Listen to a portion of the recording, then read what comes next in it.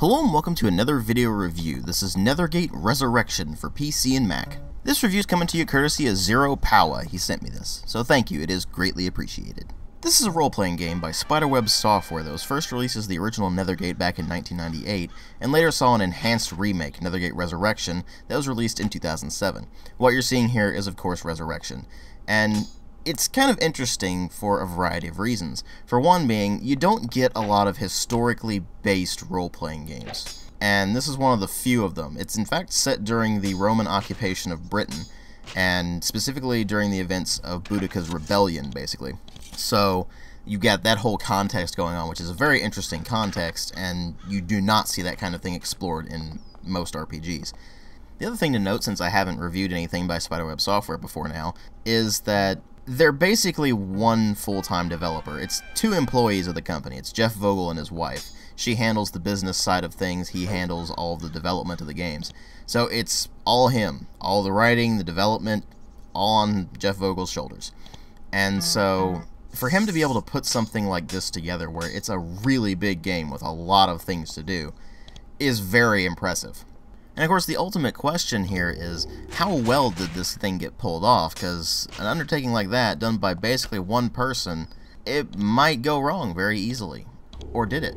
But before I really answer that question, I do need to address the presentation, which admittedly is not at all impressive, nor is it meant to be. It's what I would describe as functional, and not much else. So, while you do have some fairly nice artwork here and there, usually that isn't actually in-game. It's more when they do the chapter separations and such like that. By and large, the in-game stuff, which is all pixel art, is only detailed enough that you can tell what things are. It's not impressive at all, and the animations, or really lack thereof, because it's really just individual frames more than anything else, are only detailed enough that you can tell what's going on. They really aren't things that look particularly nice. That said, again, it's all functional, and the interface itself is pretty well designed. It's easy, it's intuitive, there's both keyboard and mouse controls on it, so if you want to do keyboard shortcuts you can, and the interface itself is very easily laid out, and you can tell what everything is just at a moment's glance, without even really having looked at the instructions or anything like that. It's very intuitive, and it's very easy to work with. But again, it's not visually impressive at all.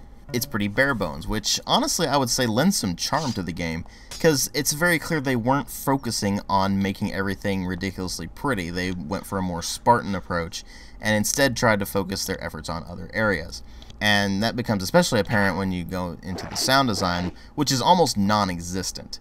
You have sound effects and ambient sound effects, but that's kind of it. There's not really any music to speak of in this thing, and while that is somewhat annoying sometimes, it's not really enough to bring the thing down overall.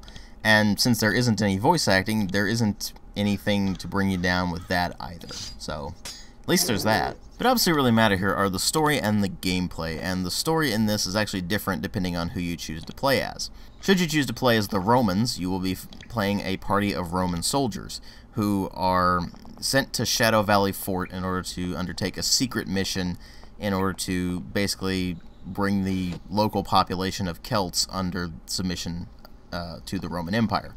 And this plot is in parallel to what the Celts are doing, which is basically trying to kick the Romans out by use of a secret mission to get magical assistance from the fairies. And so regardless of which campaign you choose, the stories run in parallel, and you'll be treading a lot of the same ground across both campaigns.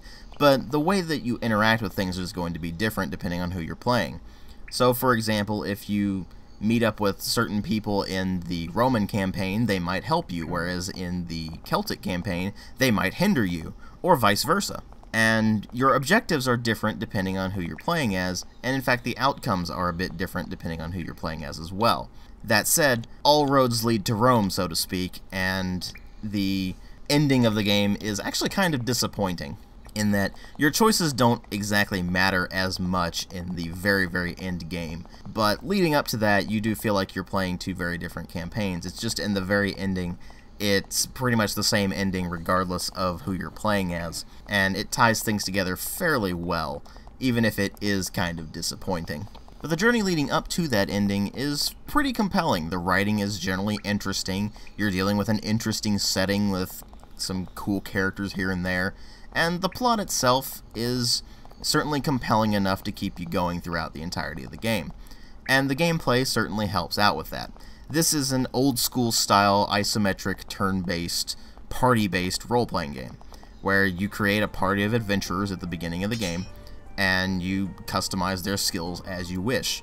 And of course, as you go through the game, you will find better equipment to give your characters, you'll level them up and be able to improve their skills over time. Pretty standard fare. There are quite a few quests you can go on in order to get various rewards, from just experience to recipes to various magical items or money or whatever it might well be, sometimes even training. And all of that fits into the game very, very well and has a lot to keep you interested. There's just a lot of things to do in this game. It'll keep you busy for quite a long time, if this is your kind of thing anyway. And I think that's the main criticism I have against it. It's not so much the writing or the gameplay itself. All of that's fine, and in fact is very, very well done. It's a very easy to pick up, intuitive game that is very easy to see what goes into what stats and skills and so on and so forth. And everything fits together very nicely. There's even a character editor should you want to cheat and give your characters ridiculous amounts of money or heal them up or whatever you might want to do. But the main problem is that it's for a very specific kind of gamer. And if you're not into the isometric RPG, then you're probably not going to get all that much out of it. It's very much a product of its time, and that's kind of why I'm not really reviewing this as a modern game, even though the remake came out in 2007. It's the same game it was in 1998, and it really does have all those same design principles. It's just that they updated the engine, updated the graphics, and added a few things in here and there to spice up the experience. So I'm really reviewing this more as a classic game than anything else, because that's what it is. And it doesn't hold your hand either. It doesn't really do a huge amount to help you out if you're not familiar with this kind of game. So what ends up happening is that you have a game here with a fairly limited appeal. It's for people who like this genre of game and fans of Spiderweb's other works, and not much else. Does that make it bad? No. It's a very good example of a turn-based isometric party-based RPG. And it's well worth playing if you like those. You will definitely find something to like here. But for people who really aren't into this kind of thing, I can't really recommend it. And if you're looking to get into the genre, there are other examples of games that are just more intuitive than this.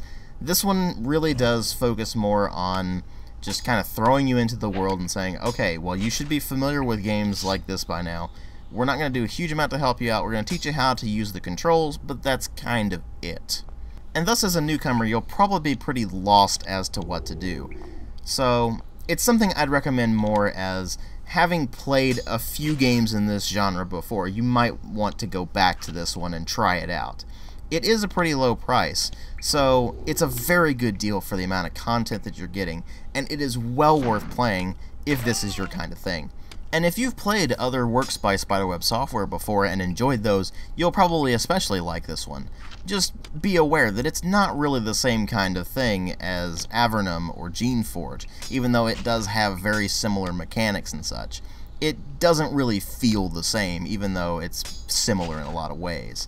So ultimately, Nethergate, or Nethergate Resurrection, is a very fine example of the isometric party-based role-playing game, for people who are into that sort of thing.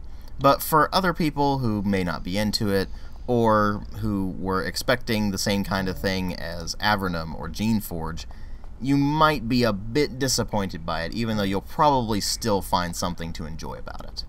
And for those of you who might be expecting a score in this review, you're not going to get one, because again, this is a game that was released in 1998 originally, and really all the Resurrection update did was bring it up to a more modern engine and add in a few bits of content here and there. It wasn't really enough of a substantial remake for me to really review it as a separate thing. So this is kind of a weird review in my spectrum, but I've already made my recommendations pretty clear, I think. So, thanks for watching.